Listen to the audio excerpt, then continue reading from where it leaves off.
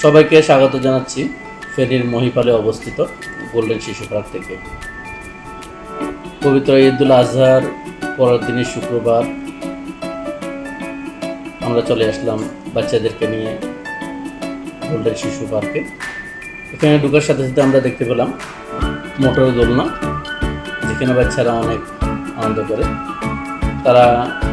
তাদেরকে আমি টিকিট কেটে যেমন তারা এই মোটর দোলনাতে চড়ে, সাথে সাথে আমার আম্মা এবং আমার ওয়াইফও এই দোলনাটিতে চড়ে।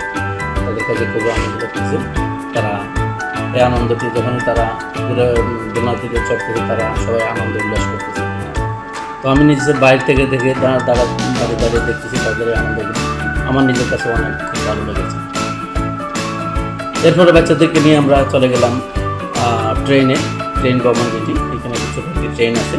এই ট্রেনের মধ্যে উঠলাম। বাচ্চারা এখানে আরও অনেক বেশি আনন্দ করে এই ট্রেনটিতে চড়ে। এটি সম্পূর্ণ একটা অন্য ধরনের একটি বিনোদন লেগেছে আমাদের কাছে। বাচ্চাদের আনন্দ তাকে বলে, এই ট্রেনে ওঠার পর তাদের হাসি, তাদের আনন্দ উল্লাস, তারা এখানে অনেক আনন্দ করে এই ট্রেনটি।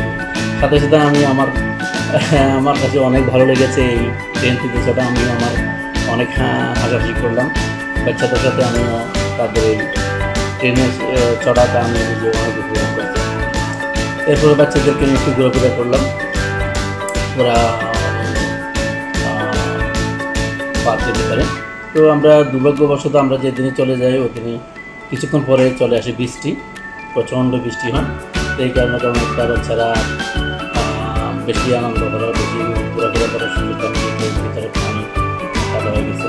তারপরেও আলহামদুলিল্লাহ বাচ্চারা যে আনন্দ করছে তাদের কিছুক্ষণের আনন্দে আমাকে আনন্দ করে। আমি খুব খুশি হয়ে যায় তাদের আনন্দ দেখে। তো ফেনীতে এই ছোট্ট গোল্ডেন শিশু পার্কটা আসলে খুবই সুন্দর। তো আপনারা যারা সময় পাবেন অবশ্যই বাচ্চাদেরকে নিয়ে তাদেরকে একটু সময় দিয়ে তাদের আনন্দটি তাদেরকে দিয়ে দিবেন এই পার্কটিতে এসে। পার্কটি ছোটো হলেও এর ভিতরে যে বাচ্চাদের যে খেলনার অথবা দোলনা অথবা আদার্স যেগুলোই আছে বাচ্চাদের পার্কের ভিতরে যেগুলো থাকা দরকার সব ধরনের মোটামুটি সব কিছুই আছে। তো আপনারা আসলে যখনই সময় পাবেন ও আশা করি পার্কটিতে এসে বাচ্চাদেরকে একটু ঘুরিয়ে নিয়ে যাবেন।